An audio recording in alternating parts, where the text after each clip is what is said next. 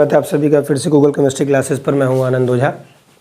एक लेक्चर आपका ले चुका हूं मैं, जैसा कि आप जान ही रहे हैं क्रैश कोर्स का सीरीज़ चल रहा है ये, और फिज़िक्स में आपको पढ़ा रहा हूं, जिसमें मैंने सेकंड बुक शुरू कर दिया है। और पहला जो लेक्चर था वेव ऑप्टिक्स का मैंने आपको पढ़ाना शुरू कर दिया है, जिसमें मैंने लास्ट लेक्चर में आपको 2 नंबर का एक क्वेश्चन बहुत सॉलिड पढ़ाया था, जो कि अगर आप उसको एक बार अच्छे से देख लेंगे, 1-2 बार वीडियो को अच्छे से, तो मुझे नहीं लगता उससे बाहर कहीं आपको जाने की ज़रूरत है भी। आज का जो हमारा टॉपिक होगा बेसिकली वो मैंने आपको जैसा कि बताया था, हाइगन्स प्रिंसिपल को मैं प्रूव कराऊंगा रे ऑफ डिफ्रैक्शन के लिए, sorry for the reflection and refraction of the light. Means Huygens कैसे प्रूव करते हैं वेव नेचर ऑफ लाइट को, वो रिफ्लेक्शन और रिफ्रैक्शन में इसके बारे में पढ़ेंगे। ये आता है पेपर में, ध्यान रखिएगा, आता ही आता है, ये कई बार आया है ये। तो इसको इत्मीनान से दोनों को देखेंगे। उसके बाद अगर मुझे ऐसा लगेगा कि इस एक पूरे वीडियो में अगर हो जाएगा इंटरफेरेंस भी, तो इंट्रोड्यूस कर दूंगा थोड़ा सा। अदरवाइज इस पूरे वीडियो में जो मैं बढ़ाने जा रहा हूँ उसमें मेरा पूरा का पूरा टारगेट रहेगा कि हाइगन्स प्रिंसिपल पर जो वेव थ्योरी है रिफ्लेक्शन और रिफ्रैक्शन का, उसको सबसे पहले अच्छे से पढ़ा दूँ, उसको क्लियर करूँगा इस पूरी वीडियो में। और अगर मुझे समय मिलेगा तो इसी वीडियो में थोड़ा सा इंटरफेरेंस को आखिरी में इंट्रोड्यूस करके नेक्स्ट वीडियो में इंटरफेरेंस और डिफ्रैक्शन एक साथ खत्म करूँगा। ऐसा मैं इसलिए कर रहा हूँ क्योंकि उसका कारण है, अलग अलग छोटी छोटी वीडियोज़ के फॉर्म में मैं आपको दूंगा, तो आपको पढ़ने में भी आसानी होगी और बोरिंग भी नहीं लगेगा। नहीं तो आप बोर हो जाएंगे मोनोटोनसली, अगर ऐसे ही चलेगा तो आपको लगेगा अरे यार बड़ा लेथार्जिक है, बड़ा लंबा है, मज़ा नहीं आ रहा, सर बहुत लंबा लंबा वीडियो डाल दे रहे हैं, ऐसे तो कोर्स ख़त्म ही हो जाएगा। नहीं, मुझे पता है कितना पढ़ाना है, सटीक पढ़ाऊँगा और उतने ही पॉइंट्स पढ़ के आपको जाना है पेपर में, उससे बाहर कुछ आएगा नहीं। बात नहीं करूँगा ज़्यादा, हेडिंग डाल लीजिएगा, proof of reflection and refraction for wave nature. मेरी राइटिंग आप जान ही रहे हैं, इसलिए मैं बोलता रहता हूं ताकि कंफ्यूजन ना आए किसी को। Proof of reflection and refraction for the wave nature of light, इसके बारे में डिस्कशन करेंगे। बढ़िया से अच्छे से वार्तालाप चलेगी हमारी आपकी लंबी, और यहाँ से पेपर में ये क्वेश्चन आता ही आता है क्योंकि बहुत इंपॉर्टेंट टॉपिक है, इसके बारे में ध्यान रखिए। मार्कर वार्कर मैं एक बार क्रॉस चेक कर ले रहा हूँ सब, क्योंकि समझाने की जरूरत पड़ेगी इसमें। ठीक है, शुरू करें, आइए शुरू करते हैं। तो सबसे पहले आप हेडिंग डाल लीजिए। वेव नेचर को मैंने समझा दिया था, जिसने अभी तक पिछला वीडियो नहीं देखा है उस वीडियो को जाकर पहले आप फटाक से देखकर हाइगन्स प्रिंसिपल की थियरी को एकदम क्लियर कर लीजिए, क्योंकि उस पूरी वीडियो में मैंने हाइगन्स प्रिंसिपल ही पढ़ाया है। आज मैं आपको जो पढ़ाने जा रहा हूँ वो हेडिंग है आपका reflection on the basis of wave theory and refraction both. लेकिन सबसे पहले हम रिफ्लेक्शन शुरू करेंगे, सबसे पहला इन दोनों में से शुरू करेंगे रिफ्लेक्शन। ठीक, रिफ्लेक्शन शुरू करेंगे। रिफ्लेक्शन के बारे में बताने की बहुत ज़रूरत तो नहीं है मुझे, जहाँ तक लगता है। अगर जानना है तो 2 मिनट में जल्दी से जान लीजिए, 1 मिनट के अंदर। Reflection is nothing but the bending back of light into a single medium is known as what, reflection. यानी किसी लाइट का एक ही माध्यम में वापस दोबारा रिटर्न हो जाना, किसी एंगल पर इंसिडेंट करने के बाद उसी एंगल को लेकर उसी मीडियम में इंसिडेंट कर जाने को हम क्या कहते हैं, एंगल रिफ्लेक्शन ऑफ लाइट। ठीक है, जिसमें कि एंगल ऑफ इंसिडेंस और एंगल ऑफ रिफ्लेक्शन आपस में बराबर होते हैं, इस बात में कोई डाउट नहीं है। तो अब बात आती है कि इसको प्रूव कैसे करेंगे, हाइगन्स कैसे किए हैं, इसके बारे में थोड़ा सा डिस्कस करिए।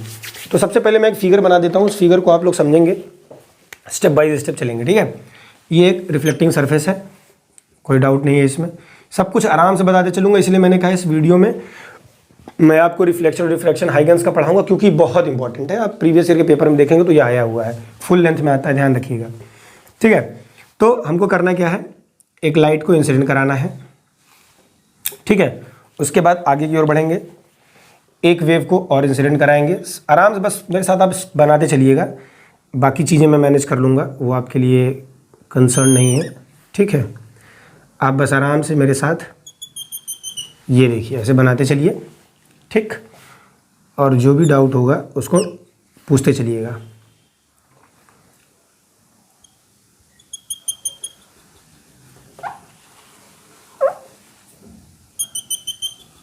ठीक, समझ पा रहे हैं? आई होप आप समझ पा रहे होंगे।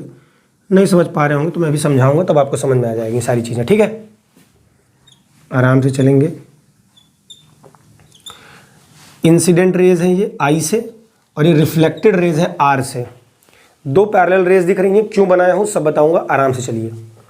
ठीक है, ये मीडियम N1 है, ये मीडियम, कोई मीडियम ही नहीं क्योंकि इधर कोई मीडियम नहीं है, ठीक है ना, क्योंकि रिफ्लेक्शन की बात करें, ध्यान रखिएगा। ये पॉइंट O है, ये पॉइंट A है, ठीक। और भी साफ थोड़ा बनाना चाह रहा था मैं, एक सेकंड रुक जाइएगा।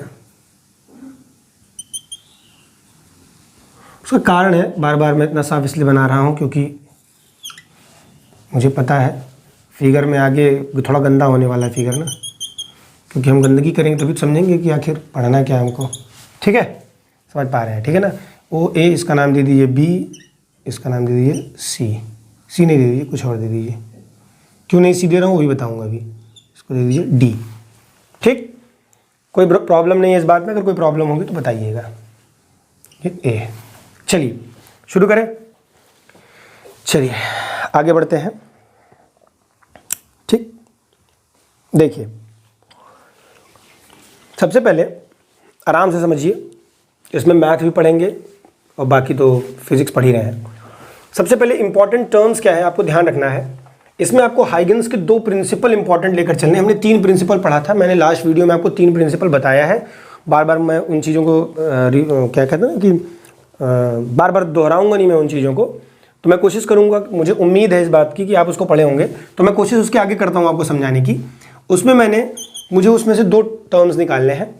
एक टर्म जो है आपका तीसरा वाला डेफिनेशन कह रहा था कि हर एक वेवलेट, मतलब तीसरा जो पॉइंट उन्होंने कहा था कि हर एक वेवलेट जो पैकेट के फॉर्म में ट्रैवल कर रहा होगा वो एक नए वेव फ्रंट का क्या करेगा, निर्माण करेगा।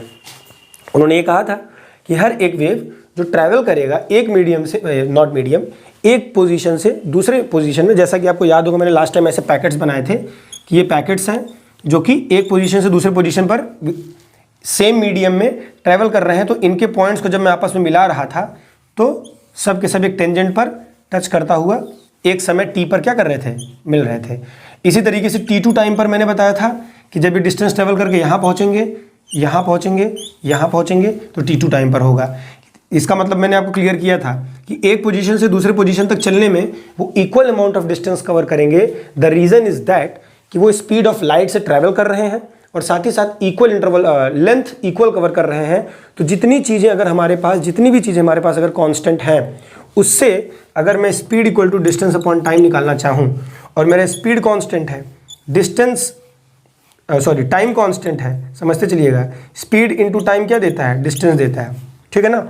अगर स्पीड कांस्टेंट टाइम कांस्टेंट तो आपका डिस्टेंस भी क्या होगा मेरे भाई, कांस्टेंट होगा। इस बात में कोई डाउट नहीं है। नहीं दिख रहा होगा तो बताइएगा, वैसे मुझे लग रहा है दिखना चाहिए। अगर टाइम भी कांस्टेंट, स्पीड भी कांस्टेंट, क्योंकि स्पीड तो स्पीड ऑफ लाइट, इसको c से बता दो। अगर ये कांस्टेंट तो और टाइम भी कांस्टेंट तो पूरा का पूरा डिस्टेंस भी कांस्टेंट। लेकिन अगर टाइम बदल जाए यानी t1 t2 हो जाए और स्पीड कांस्टेंट हो जाए तो इसका मतलब d सीधा सीधा किस बात पे डिपेंड करेगा, टाइम पे डिपेंड करेगा।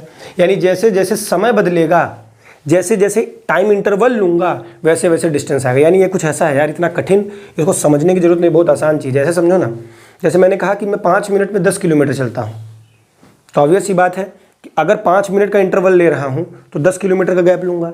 लेकिन अगर इंटरवल यही 5 मिनट का इंटरवल मैं 7 मिनट में बता दूँ, 7 मिनट या 8 मिनट कर दूँ, तो डिस्टेंस बढ़ेगी कि नहीं? क्यों?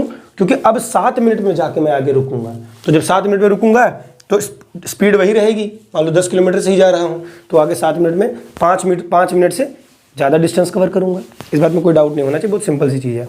तो बस वही कहना चाह रहा है कि अगर टाइम और स्पीड दोनों कांस्टेंट तो ऑब्वियस सी बात है डिस्टेंस भी कांस्टेंट, क्योंकि ये दोनों डायरेक्टली प्रोपोर्शनल हैं इसके प्रोडक्ट के।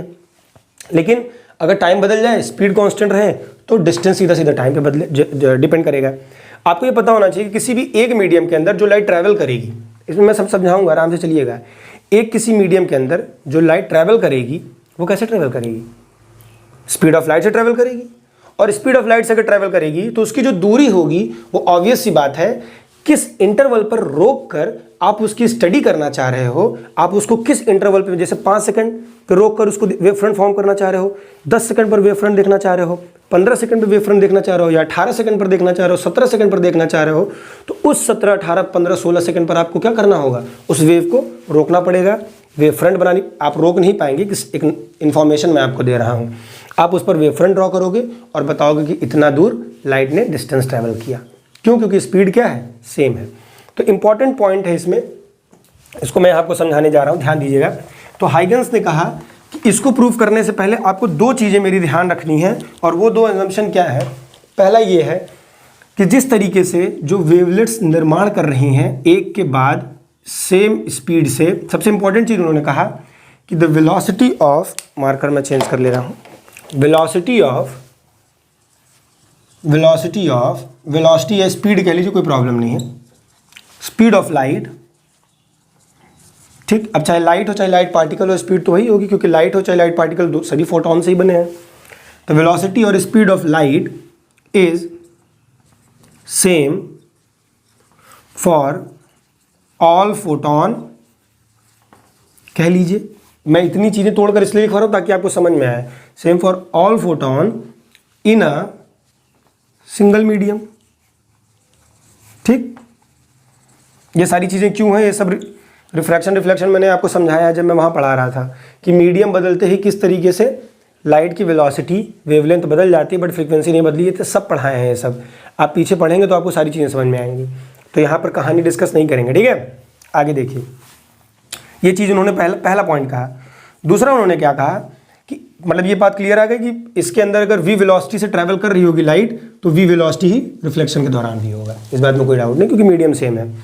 दूसरा उन्होंने कहा कि जो ये वेवलेट्स चल रही हैं, स्पीड इनका सेम है, और ये किस बात पे डिपेंड कर रही हैं, तब टाइम पे डिपेंड करेंगी, ऑब्वियस सी बात है। तो इनको जब मैं फॉर्मेशन कर रहा हूँ नए वेव फ्रंट्स का, यहाँ से और यहाँ से, जो ये मैंने लाइन खींचा, ये t1 टाइम पर था, ऐसे समझिएगा, यहाँ थोड़ा मिटा दे रहा हूँ समझने के लिए, ये t1 टाइम पे था, ये t2 टाइम पे था। तो जो डिस्टेंस कवर्ड हो रही है, वो जो डिस्टेंस कवर हो रही है, d1 की वैल्यू क्या आ रही है, t1 st1, v लिए थे ना, vt1, और d2 की वैल्यू क्या आ रही है, मान लीजिए इसके पहले जो चीज़ें, इसके पहले जो पार्टिकल्स ट्रैवल करके आए थे, इस पॉइंट पर पड़े थे, वो डिस्टेंस कितनी थी, इस जगह से डिस्टेंस कितनी थी, vt1, इस जगह से डिस्टेंस कितनी होगी, vt2। इस बात में कोई दिक्कत।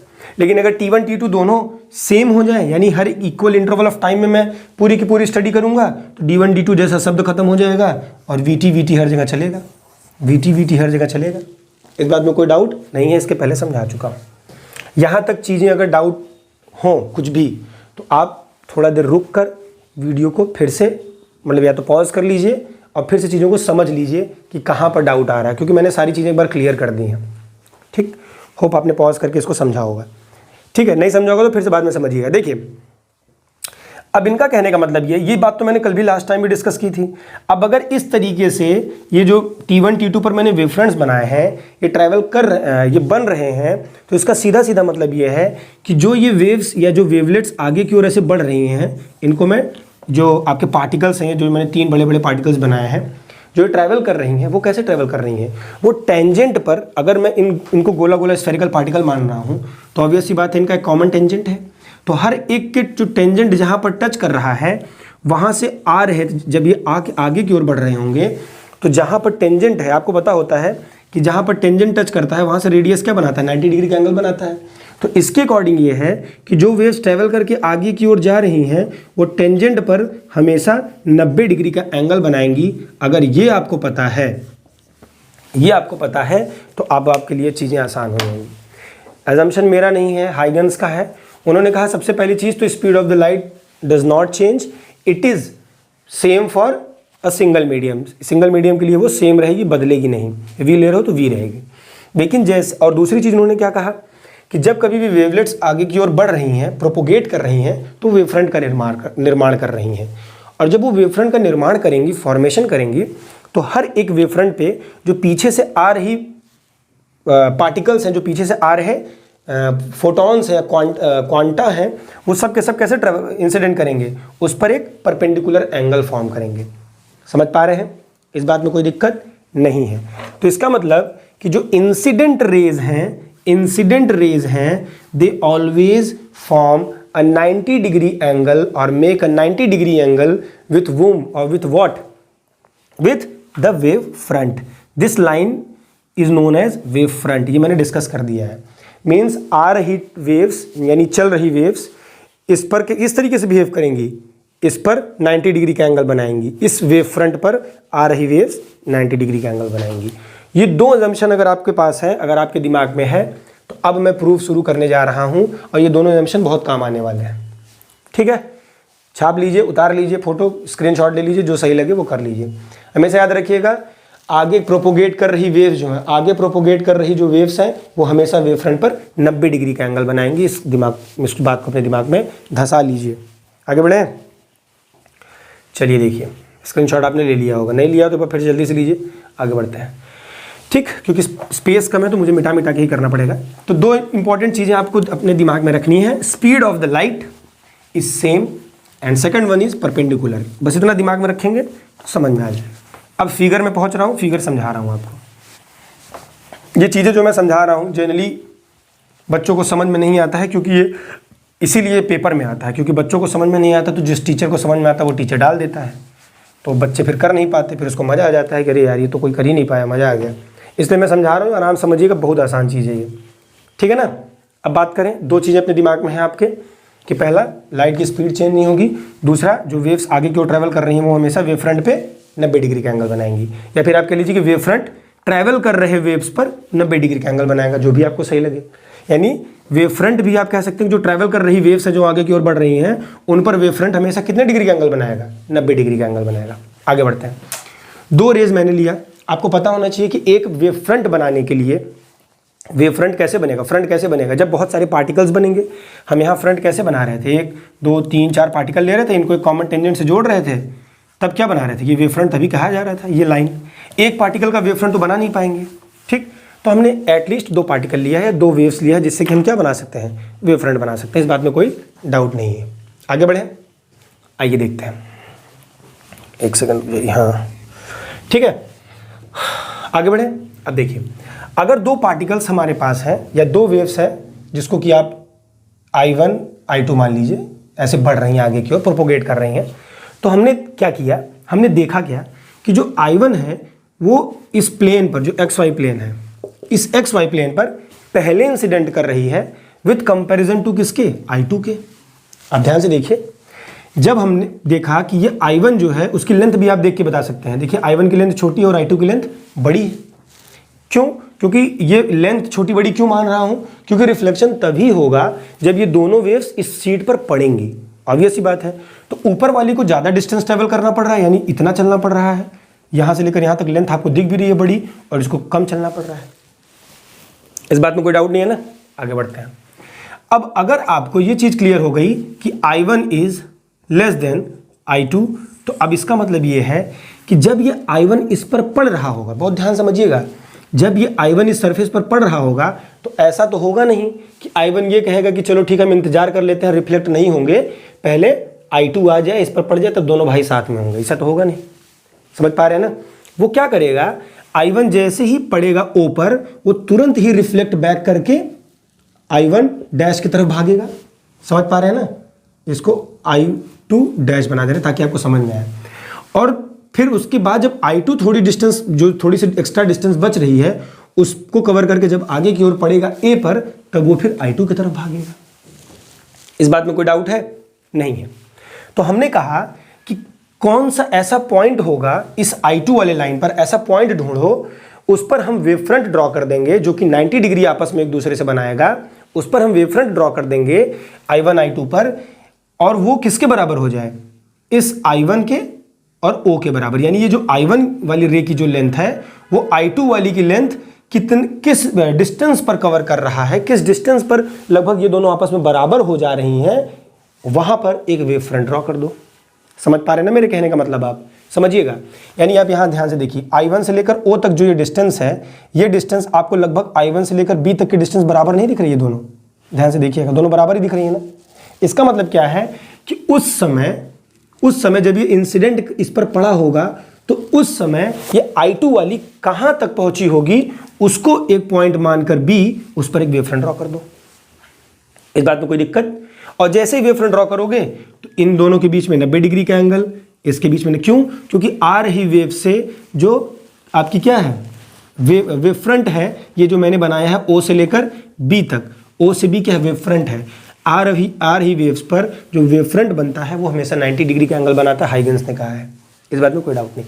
आगे बढ़े, ये देखो भैया 90 डिग्री यहाँ, 90 डिग्री यहाँ। अब बात आ जाती है, ये बात तो समझ में आ गई कि अभी जो पढ़े उसी से हुआ। अब बात आती है कि सर जब ये तो बना दिए, दोनों को आपस में कुछ दूर के लिए बराबर भी कर दिए, लेकिन जो ये डिस्टेंस बच रही है बी से लेकर ए तक, वो भी तो पड़ी होगी। अगर वो पड़ी है तो कितनी दूरी है उसकी, यानी बी से लेकर ए तक की कितनी डिस्टेंस है, वो भी जानना जरूरी है। तो आइए देखते हैं। अब समझिएगा, अब बी से लेकर, बहुत आराम समझिएगा, बहुत प्यारी चीज़ यहाँ निकल के आने वाली है। बी से लेकर बी टू ए जो डिस्टेंस होगा, बहुत ध्यान समझिएगा, बी टू ए जो डिस्टेंस होगा वो क्या होगा, वेलोसिटी, क्योंकि सेम मीडियम है तो उसमें वेलोसिटी मैंने वी लिया है, और टाइम इनटू टी मान ले रहा है अभी।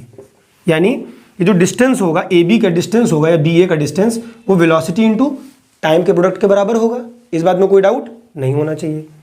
तब बात आती है कि सर जब ये यहाँ पड़ चुका होगा और जब ये बी से लेकर ए पर, क्योंकि यहाँ पर ये दोनों तो बराबर हैं, इस पॉइंट पर दोनों एक समय मिले थे, लेकिन जैसे ही जब ये आगे की ओर बढ़ रहा था इस पर यहाँ पढ़ने के लिए, तो ऐसा तो है नहीं कि इंतजार करेगा, तो ये अपने डायरेक्शन में भागेगा। तो जब ये अपने डायरेक्शन में भागेगा तब ये क्या करेगा, उसी डिस्टेंस के बराबर, उसी वेलोसिटी से, क्योंकि मीडियम सेम, तो जो यहाँ से यहाँ तक ट्रैवल करने में इसने वेलोसिटी ली है, वही इस पॉइंट पर पढ़ने के बाद ये इधर की ओर भागेगा। समझ पा रहे हैं ना मेरे कहने का मतलब। और जो इस पॉइंट से पढ़ने में, इस पॉइंट से यहाँ तक पढ़ने में आने में जो इसने टाइम लिया है I2 वाली रे ने, उसी टाइम में उसी वेलोसिटी के साथ ये भी कुछ दूरी तय कर लेगा। ये जरूरी नहीं कि बराबर तय करे, लेकिन कुछ दूरी तो तय कर लेगा ना। तो हम क्या करते हैं, O और A के बराबर का एक अर्क लेते हैं और इसको यहाँ कट कर देते हैं। यहाँ O A के बराबर अर्क लेते हैं और यहाँ कट कर देते हैं। और जैसे हमने अर्क कट किया तो हम क्या पा जाते हैं, एक, ध्यान दीजिएगा, एक 90 डिग्री का वेव फ्रंट पा जाते हैं। समझ पा रहे हैं? नहीं समझ पा रहे हैं तो फिर से वीडियो को पीछे जाके देखिएगा। एक बार मैं फिर से कोशिश कर दे रहा हूँ अच्छा बताने की। देखिए, जब ये यहाँ पर बढ़ा और यहाँ पर इन दोनों की दूरी बराबर हो गई थी, लेकिन यहाँ से भाई इसको रिफ्लेक्ट करने के लिए बी से ए पर जाना पड़ेगा। तो जब बी से ए पर जाएगा तो वो दूरी ट्रैवल कर रहा है, तो जो बी से ए की दूरी थी वो वेलोसिटी से टी टाइम पर ट्रैवल कर रहा है मान लो। तो ऑब्वियस सी बात है, जब बी से ए पर I2 ट्रैवल करके आ रहा होगा तो ओ तो इंतजार करेगा नहीं, ओ भी रिफ्लेक्ट करने वाले डायरेक्शन में भागेगा। तो उसकी जो दूरी होगी वो भी कितनी होगी, जितना दूर में ये यहाँ से पड़ेगा और जितने टाइम में, और उतनी वेलोसिटी में वो उतने इस रिफ्लेक्ट करने वाले डायरेक्शन में ट्रैवल करेगा डिस्टेंस। इस बात में कोई दिक्कत नहीं है। तो इसको मान लीजिए P, यानी जितना दूर में B से A आ रहा है उतना दूर में ये रिफ्लेक्टेड पहली वाली वेव रिफ्लेक्ट होकर O से P तक चली जा रही है। कोई दिक्कत नहीं है, इस बात में कोई दिक्कत नहीं होनी चाहिए। और V सेम क्यों है, क्योंकि reflection occurs in the same medium, और सेम मीडियम होगा तो वेलोसिटी सेम होगी। इस बात में कोई डाउट नहीं है, ठीक है ना। क्योंकि समान इंटरवल क्यों लिए भाई, समान इंटरवल इसलिए लिए क्योंकि जितने देर में ये यहाँ से यहाँ पड़ेगा उतने देर में ट्रैवल करके कहाँ तक पहुँच गया होगा, बस वही निकाल लेना है। और वहीं पर रोक के बाहर जा रही वेव्स का वेव फ्रंट निकाल देना है। और वेव फ्रंट हमेशा ट्रैवल कर रही वेव के परपेंडिकुलर बनता है, ये बात अभी आपको पता है। अगर इतनी बात पता हो गई तो अब कुछ करना ही नहीं है। दो ट्रायंगल निकल कर आपके सामने आ रहे हैं, बिल्कुल निकल कर आ रहे हैं। एक ट्रायंगल आ रहा है OPA और एक ट्रायंगल निकल कर आ रहा है OPA, और एक ट्रायंगल क्या निकल कर आ रहा है ABO। ठीक, ये दो ट्रायंगल निकल कर आ रहे हैं। अगर इन दोनों ट्रायंगल को मैं कॉन्ग्रुएंट दिखा दूं तो CPCT से मैं कुछ भी कर सकता हूं, corresponding part of congruent triangle. अब देखिए कुछ वैसा ही करने जा रहा हूं फिलहाल। अब थोड़ा सा इसमें मैं और भी कुछ कहते हैं ना कि एक्सपेरिमेंट्स करूंगा, कुछ उसमें आपको चीज़ें दिखाऊंगा तो आप समझ पाएंगे। देखिए, आपको रिफ्लेक्शन प्रूफ करना है तो सबसे इंपॉर्टेंट चीज़ क्या था इसमें, प्रूफ हमको क्या करना था। एक तो प्रूफ करना था एंगल I जो है वो एंगल R के बराबर है, एक चीज़ तो ये प्रूफ करनी थी, प्रूफ तो यही करना था ना। क्योंकि रिफ्लेक्शन में प्रूफ क्या है, रिफ्लेक्शन चाहे वहाँ पढ़े हो चाहे यहाँ, रिफ्लेक्शन का लॉ भाई लॉ प्रूफ कर देंगे तो वही उसका प्रूफ है। तो I = R के बराबर प्रूफ कर दो, पहली चीज। और दूसरी चीज प्रूफ कर दो कि जितने भी रेज हैं, चाहे इंसिडेंट चाहे नॉर्मल चाहे रिफ्लेक्टेड, वो सब के सब lie on the same plane है। वो तो आसान है। तो ये सबसे इंपॉर्टेंट चीज हमारे सामने प्रूफ करना है और हम उसी को प्रूफ करने जा रहे हैं। तो आगे बढ़े। देखिए भैया, यहां तक पॉज करके 2 मिनट समझ लीजिए, फिर मैं आगे बढ़ रहा हूं, कोई दिक्कत नहीं है। तब तक 2 मिनट में भी सांस ले लेता हूं, ठीक है। बढ़ा जाए। देख लीजिए।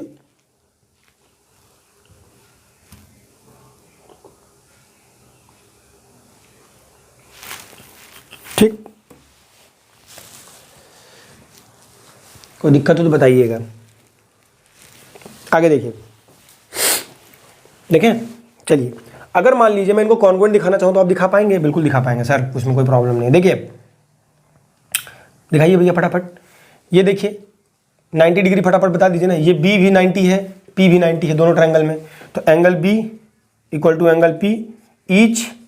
ये सब बच्चों वाली चीज़ें बार बार नहीं पढ़ा रहा हूँ मैं, बस समझा के डायरेक्ट आपको फटाफट लिख दे रहा हूँ, क्योंकि ये सब 9-10 वाली चीज़, 9-10 वाली चीज़ पढ़ाने लगेंगे तो फिर हो चुका है।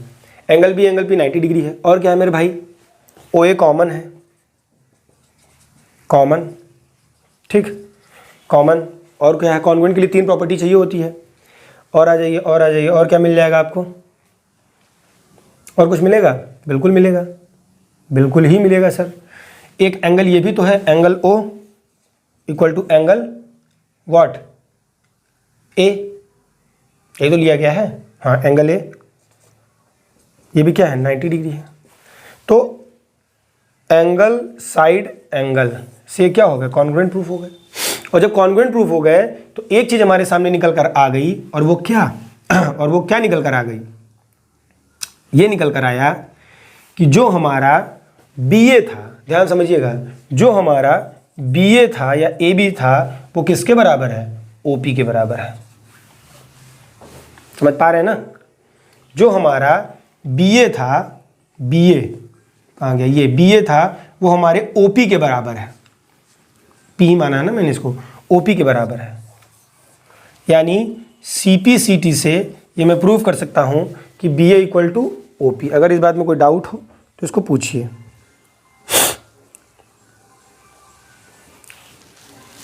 ठीक है, अब यहाँ तक कोई दिक्कत नहीं है। अब इसका इस्तेमाल कैसे होगा तो मैं बताऊंगा अभी आपको। अगर ये लेंथ और ये लेंथ आपस में बराबर है, ये दोनों मैंने बना दिया है, रेड मार्कर यूज़ कर लेता हूँ, रुक जाइए। अगर ये लेंथ और ये लेंथ आपस में बराबर है तो ऑब्वियस सी बात है इनके सामने का ये एंगल और ये एंगल भी बराबर होगा। अब यही एंगल क्या है, आई इक्वल टू आर आएगा। अब ये कैसे एंगल आई आर बनाएंगे पहले उसको देख लीजिए। थोड़ा सा मैं फिगर को यहाँ बना रहा हूँ ताकि आपको समझ में आए। एक जल्दी से फिगर मैं यहाँ बना के दिखा दे रहा हूँ आपको, ठीक है, ठीक, अलग साफ सा फिगर बना रहा हूँ ताकि आपको समझ में आए। देखिएगा, ये 90 डिग्री है, इसमें कोई डाउट नहीं है, ये भी 90 डिग्री, इसमें कोई डाउट नहीं है। अब देखिए नॉर्मल क्या होगा मेरे भाई, नॉर्मल तो ये होगा ना, सरफेस से नॉर्मल होता है हमेशा, सरफेस से नॉर्मल पड़ता है। देखते जाइएगा, एक तरफ का प्रूफ करूँगा तो दूसरे वाला सेम एज इट इज़ वैसे ही प्रूफ होगा। अगर ये 90 डिग्री है और ये नॉर्मल है, ध्यान रखिएगा, ये नॉर्मल है, ये 90 डिग्री, ये पूरा 90 डिग्री, और ये नॉर्मल, और नॉर्मल भी क्या बनाता है, 90 डिग्री का एंगल बनाता है। नॉर्मल भी 90 डिग्री का एंगल बनाता है। ये 90, ये कंप्लीट 90, तो ये एंगल कितने का आएगा, ये एंगल बताएं कितने का आएगा, 90 माइनस थीटा आएगा कि नहीं। मान लीजिए एंगल थीटा है, या थीटा ही मान लीजिए इस एंगल को, थीटा, ये एंगल थीटा है, ठीक है। तो जो ये एंगल निकल कर आ रहा है, ये एंगल ध्यान रखिएगा, ये बीच वाला एंगल, ये एंगल कितना होगा, 90 में से, सॉरी ये एंगल नहीं, ध्यान रखिएगा, ये पूरा एंगल, ये पूरा एंगल कितना भैया, ये पूरा एंगल इधर मैं लिख रहा हूँ 90 माइनस थीटा। मान के चल रहे हैं कि नहीं आप मेरी बात?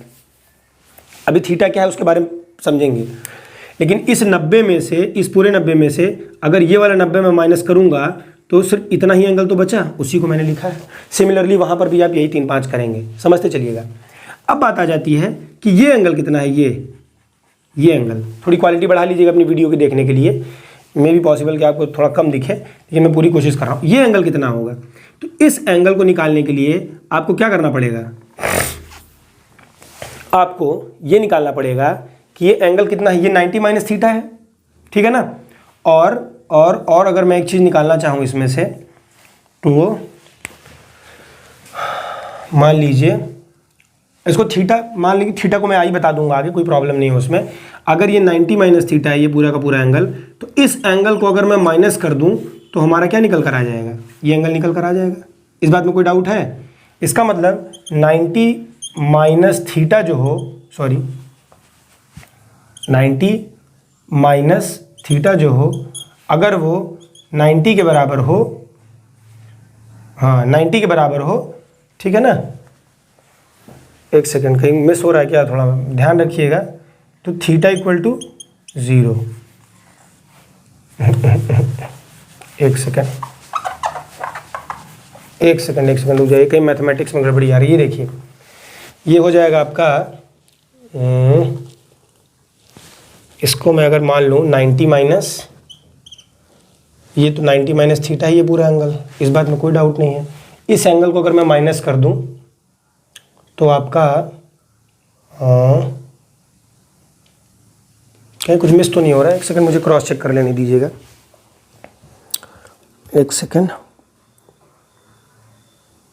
इंसिडेंट एंगल है ना, सही तो है यार, इतना कहाँ कन्फ्यूज़न में परेशान हो रहा हूँ मैं अभी। ठीक है, कोई दिक्कत नहीं है, ठीक है। अरे यार समझो ना, यहाँ देखो बनाने में ही दिक्कत हो गई है। ये जो साइड है इसका ये पूरा एंगल है ना, ये तभी तो मैं कहूँ क्यों डाउट आ रहा है। और इस साइड का ये पूरा एंगल है ना, मान रहे कि नहीं आप मेरी बात? फिर समझिएगा, यहाँ फिर से बना रहा हूँ। देखिए भाई ऑब्वियस सी बात है, इस साइड का सामने ये एंगल बनेगा पूरा, ठीक। और इस साइड का ये जो साइड है OP, इसके सामने का ये पूरा एंगल है। समझ पा रहे हैं ना, क्योंकि हमने 2 ट्रायंगल लिया है ना, POA वाला और ABO वाला। तो ABO और POA वाला जो ट्रायंगल है, ये देखिए ये इस ट्रायंगल में तो जब ये साइड बराबर है तो इसके सामने का ये पूरा एंगल बराबर होगा ना। और इस ट्रायंगल में जब ये साइड बराबर है तो इसके सामने का ये पूरा एंगल बराबर होगा। बस वही यहाँ पर बना रहे हैं, ध्यान रखिएगा। तभी तो मैं कहूँ कहाँ इतना गड़बड़ी आ रहा है, जबकि सिंपल सी चीज़ थी। ठीक है, ये देखिए, ठीक, ये बन गया, ये 90 डिग्री बना ही था, ये मैंने बनाया था, ये 90 था। अब देखिए अगर यहाँ से लेकर यहाँ तक देखा जाए, ध्यान दीजिएगा, ये पूरा एंगल, ये पूरा एंगल, ये 90 डिग्री था। क्यों? क्योंकि ये 90 डिग्री बना रहा है, ये आपका 90 डिग्री बना ही रहा है, ठीक। और इस पर जब हमने नॉर्मल ड्रॉ किया तो नॉर्मल खुद अपना एक 90 डिग्री बना रहा है। तो जब नॉर्मल का 90 और इसका 90, तो ये कितना आएगा? 90 माइनस थीटा ही तो आएगा, ध्यान दीजिएगा। तो जब ये 90 माइनस, यानी ये एंगल जो बीच में आ रहा है, हाँ एक सेकंड रुक जाइए, एक सेकंड रुकिएगा, ठीक है। हाँ अब समझ में आया। देखिए हाँ, ये चीज़ दिमाग से मिस हो रही थी, बस वही एक चीज पॉइंट मिस हो रहा था। देखिए ये चीज़ हम लोगों ने ध्यान ही नहीं दिया कि जो एंगल ऑफ इंसिडेंस है वो हमेशा किधर बनता है? थीटा वीटा हटाइए, अभी कंफ्यूज हो जाएंगे। एंगल ऑफ इंसिडेंस वो किससे बनता है? नॉर्मल से बनता है। नहीं, ये नॉर्मल है, तो एंगल ऑफ इंसिडेंस हमेशा किससे बनता है? नॉर्मल से बनता है। तो ये आई पहले यहाँ मैंने मान लिया है। अब इस आई को अगर मुझे क्लियर करना होगा कि आई, क्योंकि यहाँ तो बन नहीं रहा है, पूरा का पूरा फिगर का अंदर जो खेल हो रहा है वो इन 2 ट्रायंगल्स के बीच में हो रहा है। तो इस आई को ध्यान से समझिएगा, इसमें कोई प्रॉब्लम नहीं थी, यहाँ तक सारी चीज़ें क्लियर थी। अभी मैं इसको फिर समराइज़ कर दूंगा। जो ये आई था वो इस एंगल को, एक सेकंड रुकिए, फिगर साफ बना दूँ, थोड़ा बड़ा फिगर बनाता हूँ तब समझ में आएगा। आराम से समझिए, कोई दिक्कत नहीं है, थोड़ा सा मैथमेटिक्स है इसमें। देखिए ये थी चीज़ें, ये था ऐसे, ठीक है ना। ये देखिए ये था, एकदम अलग अलग बना दे रहा हूँ ताकि समझ में आए। अब देखिए अगर ये 90 था और ये क्या था? नॉर्मल था, तो ये पूरा 90 था और यहाँ पर इंसिडेंट एंगल था। क्यों इंसिडेंट होगा? क्योंकि नॉर्मल से हमेशा इंसिडेंट एंगल बनता है, तो ये आपको पता होना चाहिए, रिफ्लेक्शन में हम लोगों ने पढ़ा था। अब देखिए अगर ये आई है और ये पूरा 90 है तो ये एंगल कितना होगा? ये एंगल होगा 90 माइनस आई, होगा कि नहीं? इस बात में कोई दिक्कत नहीं होना चाहिए। अगर ये एंगल 90 माइनस आई है तो ये एंगल कितना होगा? ये एंगल कितना होगा?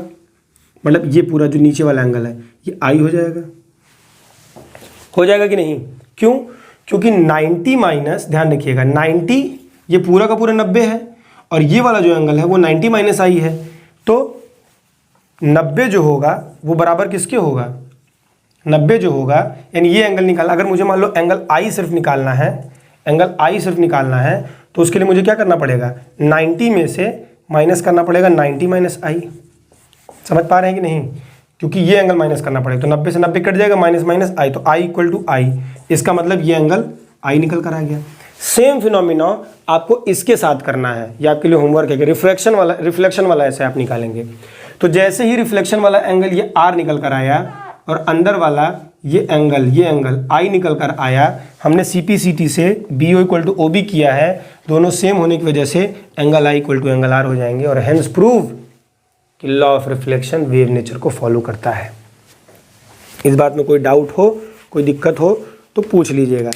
इसको मैं एक बार आपको जल्दी से बता दे रहा हूँ, यहाँ तक चीज़ें मैं नहीं बताऊँगा, यहाँ तक हम लोगों ने स्टेप बाय स्टेप देखा है।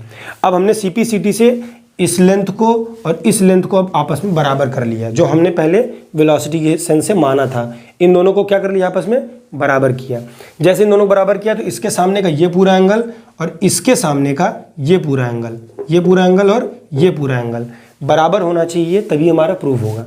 अब हमने क्या देखा कि जैसे ही हमने इन दोनों को बराबर करना था तो हमने क्या लिया, नॉर्मल डाले, क्योंकि नॉर्मल हमेशा सीधा पड़ता है, और जैसे नॉर्मल इस पे भी पड़ेगा, तो जब नॉर्मल पड़ेगा तो नॉर्मल से सरफेस 90 डिग्री बनाएगा ही, बाकी जो वेव फ्रंट थे वो 90 बना रहे थे। तो वेव फ्रंट और नॉर्मल के बीच में ध्यान रखिएगा, वेव फ्रंट, ये जो वेव फ्रंट है और नॉर्मल है, इसके बीच में 90 माइनस आई का एंगल बनेगा। क्यों? क्योंकि इंसिडेंट एंगल हमेशा नॉर्मल के साथ आई बनाता है, तो ये 90 माइनस आई।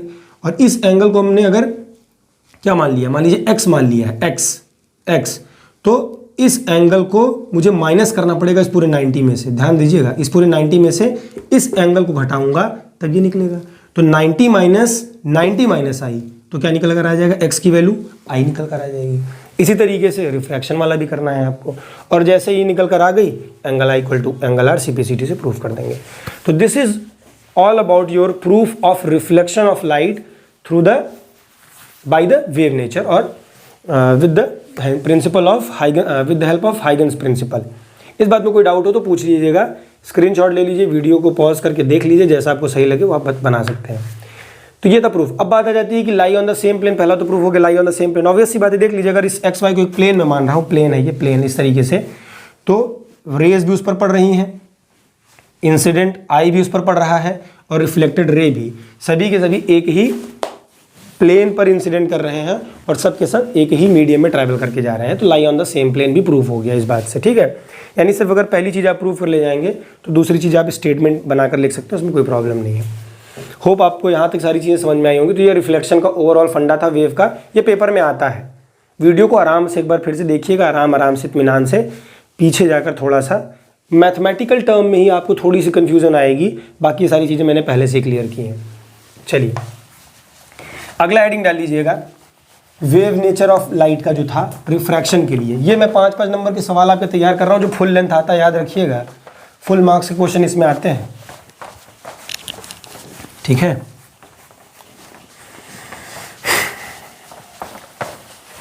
चलिए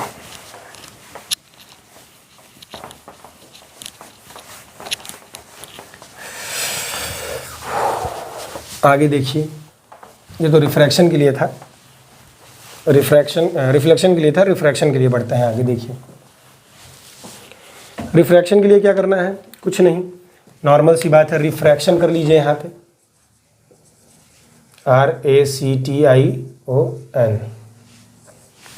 रिफ्रैक्शन नाम से क्लियर है, लाइट रिफ्रैक्ट करेगी एक मीडियम से दूसरे मीडियम में। तो हाइगन्स के प्रिंसिपल को फिर से दिमाग में रखिए। हाइगन्स ने क्या कहा, 2 इंपॉर्टेंट बातें कही प्रूफ के लिए। पहला कि सेम मीडियम में सेम वेलोसिटी, लेकिन अगर मीडियम बदल जाएगा तो उन्होंने ये भी कहा है कि वेलोसिटी बदल जाएगी। यानी अगर रिफ्लेक्शन होगा तो वेलोसिटी सेम, बट रिफ्रैक्शन होगा तो वेलोसिटी v1 v2 बदल जाएंगी। तो सरफेस इसका थोड़ा आसान हो जाएगा आपके लिए, चिंता मत करिए, तुरंत ही चीज़ें इसमें क्लियर हो जाएंगी, ठीक है। और ये N1 N2 क्यों, क्योंकि 2 मीडियम्स हैं, लाइट ट्रैवल की, ये भी ट्रैवल किया, दोनों आराम से पढ़े, ठीक है। उसके बाद नॉर्मल बना दे रहा हूँ ताकि कन्फ्यूज़न किसी तरीके से ना हो, टूवर्ड्स बेंड होंगे, ठीक। ये भी क्या होगा, बेंड होने वाला होगा, लेकिन तब तक क्या होगा, पड़ जाएगा। देखते चलिएगा, आराम से चलेंगे, निश्चिंत रहिएगा सब, ठीक है ना। एक्स वाई वेव मान लीजिए, ये प्लेन है आपका कोई भी, उसमें कोई प्रॉब्लम नहीं, ठीक है। इधर वेलोसिटी v1 होगी, इधर वेलोसिटी v2 हमने माना है, इस बात में कोई डाउट नहीं होना चाहिए।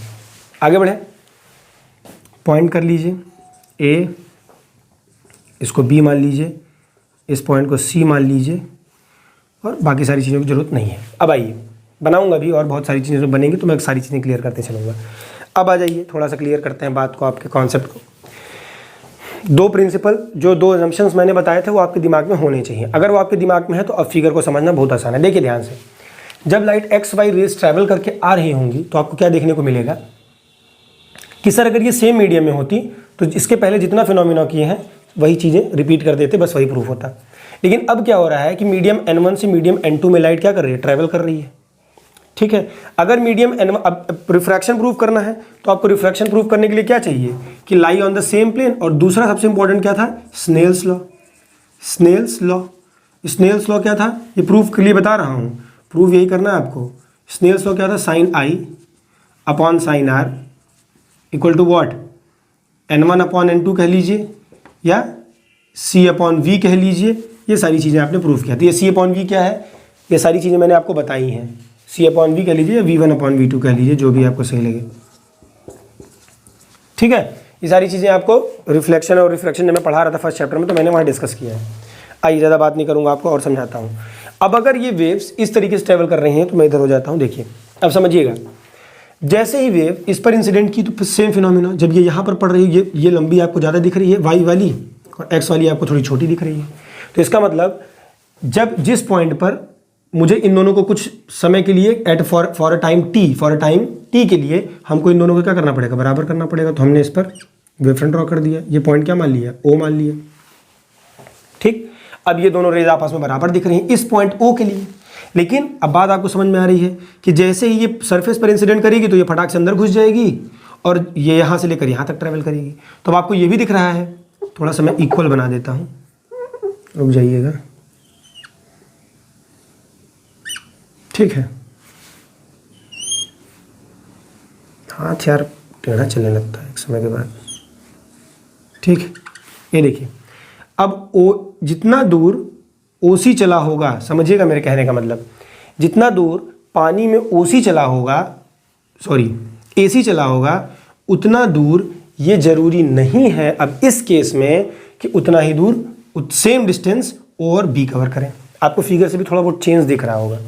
ऐसा क्यों मैं कह रहा हूँ समझिएगा, क्योंकि आपको पता है कि वेलोसिटी v1 और v2 मीडियम बदलते ही बदल जा रही है। तो जब वेलोसिटी बदलेगी तो डिस्टेंस क्या होगा, v और t के प्रोडक्ट के बराबर होता है। तो इन दोनों में से कोई भी बदलेगा, अगर v1 रह गया, टाइम भले ही t था, तो d की वैल्यू क्या, d1, ये d1 बन जाएगा क्योंकि v1 इंटू t1 हो जाएगा। और दूसरे मीडियम में जाते ही टाइम भले ही t रहा, लेकिन v क्या होगा, v2 हो गया, तो d इक्वल टू d2 बन जाएगा। इस बात में कोई दिक्कत नहीं है। अगर मैं इस फिगर को थोड़ा सा और करेक्ट करूं, क्यों कर रहा हूं मैं आपको भी बताऊंगा, तो आप कहोगे हाँ सर ये करना ज़रूरी था। क्यों कर रहा हूं मैं भी आपको बताऊंगा, आप देखते जाइएगा, ठीक है।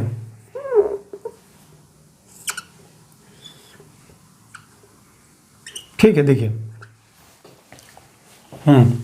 ठीक, ओ ए से लेकर सी तक आ गया मैं, तो ये दो डिस्टेंस हमारे पास अलग अलग आ जाएंगे। क्यों, इसका मतलब AC की वैल्यू क्या मान लेता हूँ, अगर इसकी वेलोसिटी में v2 मान रहा हूँ तो v2 इंटू टी, और इसको मैं मान ले रहा हूँ v1 इंटू टी।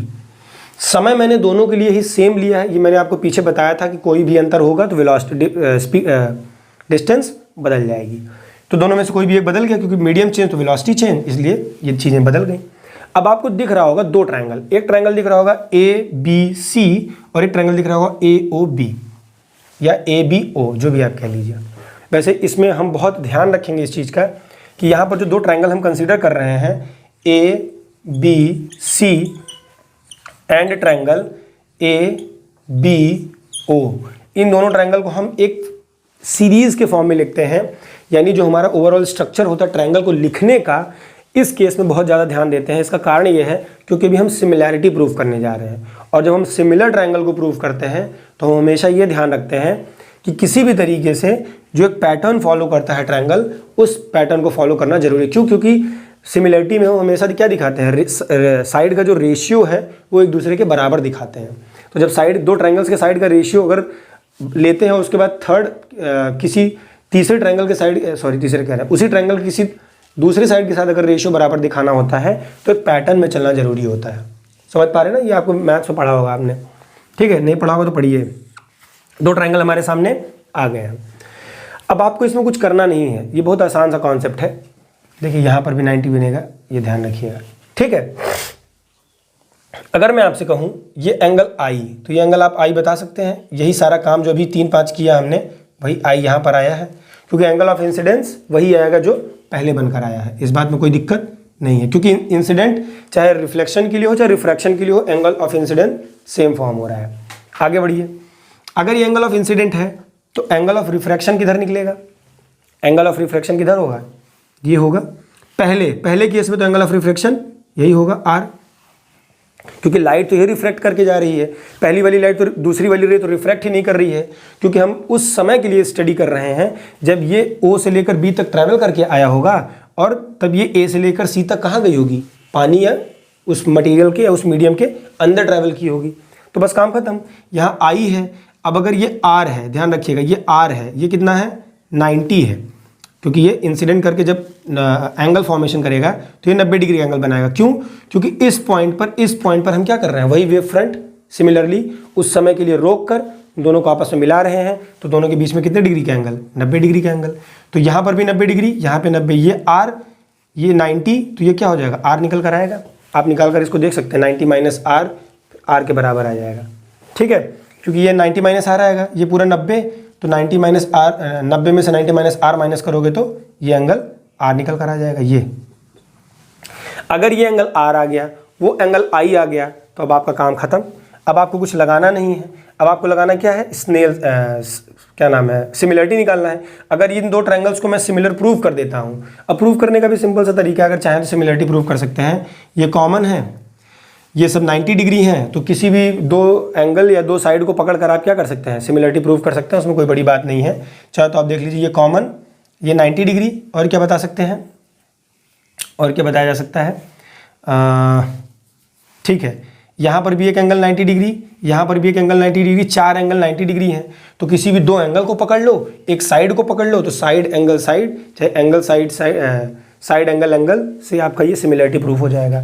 और जैसे ही ये सिमिलरिटी प्रूफ हो, यानी A B C is similar to A B O, जैसे ये दोनों ट्रायंगल आपस में सिमिलर होते हैं, तब आपको कुछ करना नहीं है, रेशियो लगाना है। तो रेशियो लगाइए, कैसे निकालेंगे? तो रेशियो लगाने के लिए आपको क्या मिलेगा? अब रेशियो में मैं क्या प्रूव कर सकता हूँ?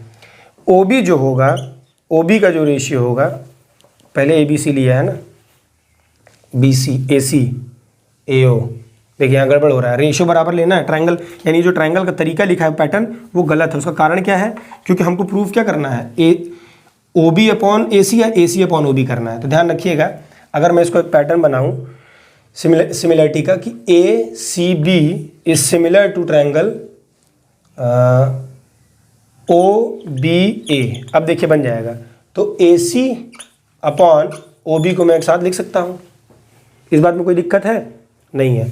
अगर ए सी अपॉन ओ बी को मैं एक साथ लिख सकता हूँ, और यहाँ पर हमारे पास 90 डिग्री का ये एंगल है, 90 डिग्री का ये एंगल है, तो यहाँ से मैं sine I upon sine R लिख सकता हूँ। साइन थीटा निकाल दीजिए, मतलब कुल मिलाकर ये sine I upon sine R लिख सकता हूँ। तो साइन आई क्या हो जाएगा? ये अगर मैं यहाँ से साइन आई निकालना चाहूँ तो मैं इन दोनों को इसके बराबर भी लिख सकता हूँ, चाहे तो आप ऐसे कर लीजिए, या फिर अगर आप चाहें तो सिमिलरिटी से डायरेक्टली इसको इस तरीके से लिख सकते हैं, या फिर डायरेक्टली आप यहाँ से एंगल आई और एंगल आर की वैल्यू रख के लिख लीजिए। मेरे ख्याल से आपको ज़्यादा समझ में आएगा। यहाँ से अगर एंगल आई और एंगल आर आप निकाल चुके हैं तो अब आपको कुछ करना नहीं है। अगर सिमिलरिटी नहीं भी प्रूव कर पा रहे हैं तो कोई बड़ी बात नहीं है, ध्यान रखिएगा। Angle I upon angle R मत सिमिलरिटी प्रूव करिए, कोई प्रॉब्लम नहीं। चलिए आपके लिए कन्वीनियंस मैं बता दे रहा हूँ, मत प्रूफ करिए, उसमें कोई ज़रूरत भी नहीं है। आप डायरेक्टली निकाल लीजिए, sine I upon sine R निकाल लीजिए। अब sine I upon sine R क्यों कर रहे हैं? याद रखिएगा, क्योंकि ये दो ट्रायंगल सिमिलर हैं, इस वजह से हमने sine I upon sine R लिया। ये आपको प्रिडिक्ट करके दिमाग में रखना है कि as we already know that the two triangles A B C and O B are similar, so we can write sine I upon sine R is equal to what? Sine I की value रख दीजिए O B upon A B, common होगा क्योंकि A B hypotenuse है, upon sine R रख दीजिए A C upon A B. A B से A B कटा, ओ बी अपॉन ए सी आ गया, sine I upon sine R की वैल्यू। ये अगर sine I upon sine R की वैल्यू आ गई तो ओ बी अपॉन ए सी क्या है, ध्यान रखिएगा, ओ बी अपॉन ओ सी क्या है, वी वन टी। इसको मैं क्या लिख सकता हूँ, V one T upon V two T, T से टी कट गया, V one upon V two. और अभी मैंने आपको बताया V one upon V two किसके बराबर है, N one upon N two के। इसका मतलब N one upon N two को मैं एक चीज़ और लिख सकता हूँ क्या, नॉर्मल एन, यानी एन के बराबर लिख सकता हूँ। और यही तो ओवरऑल प्रूफ है कि sine of angle of refraction is equal, sine of angle of incidence is equal upon sine of angle of refraction is equal to what, some constant, at that some constant is nothing but what, refraction, या sorry refractive index. और वो refractive index क्या है, n1 upon n2 कर दीजिए, चाहे तो सिर्फ n मान लीजिए, और उसको हमने v1 अपॉन v2 के बराबर प्रूफ कर दिया। यहाँ से आप इस रिलेशन को पूरा समझ सकते हैं। ठीक है, तो ये बहुत आसान सा कॉन्सेप्ट था। आई होप ये सारी चीज़ें आपको समझ में आई होंगी। नहीं समझ में आई होंगी तो वीडियो को थोड़ा सा पीछे जाकर बढ़िया से देखिएगा, और जो भी डाउट रहेगा कमेंट सेक्शन में डाल दीजिएगा। मैं उसके बाद फिर से टैकल करने की कोशिश करूँगा और समझा दूंगा आपको। यहाँ से पेपर में 5 मार्क्स के 4 मार्क्स के जो भी एक पूरा फुल प्रूफ क्वेश्चन है, ये आता ही आता है, दोनों आते हैं, याद रखिएगा, क्योंकि दोनों बहुत छोटे छोटे हैं। बस फिगर बनाइएगा ऐसे साफ साफ और ऐसे लिख दीजिएगा, जितना मैंने बताया उतना ही लिख दीजिए और फिगर बना दीजिएगा, फुल मार्क्स मिलेंगे, मेरी गारंटी है। तो आशा करता हूँ कि आपको ये सारी चीज़ें समझ में आई होंगी। अगर नहीं समझ में आई होंगी तो इसको फिर से एक बार मैं समझा दूंगा। लेकिन कल मैं डिफ्रैक्शन और इंटरफेरेंस दोनों के साथ खत्म करूंगा, वो भी कुछ इंपॉर्टेंट डेरिवेशन पूरा नहीं कराऊंगा उसको, क्योंकि डेरिवेशन बहुत इंपॉर्टेंट नहीं है। उसके जो क्वेश्चंस और उसके अंदर जो कुछ स्टेप्स हैं डेरिवेशन के, वो मैं उनके बारे में डिस्कशन करूंगा आपसे, और उस पर कुछ क्वेश्चंस लगवाऊंगा कल। तो याद रखिएगा, जितनी चीज़ें मैं पढ़ा रहा हूँ सिर्फ उतना पढ़ के जाइए। आपके लिए पनेशिया है, पनेशिया, पनेशिया का मतलब रामबाण समझ लीजिए। उतना अगर करके जाते हैं तो आपके लिए मोर देन एनफ है, एकदम धुआं धुआं करके चले आएंगे। ठीक है, चलिए मिलते हैं नेक्स्ट क्लास में। Tata bye bye, Ram Ram.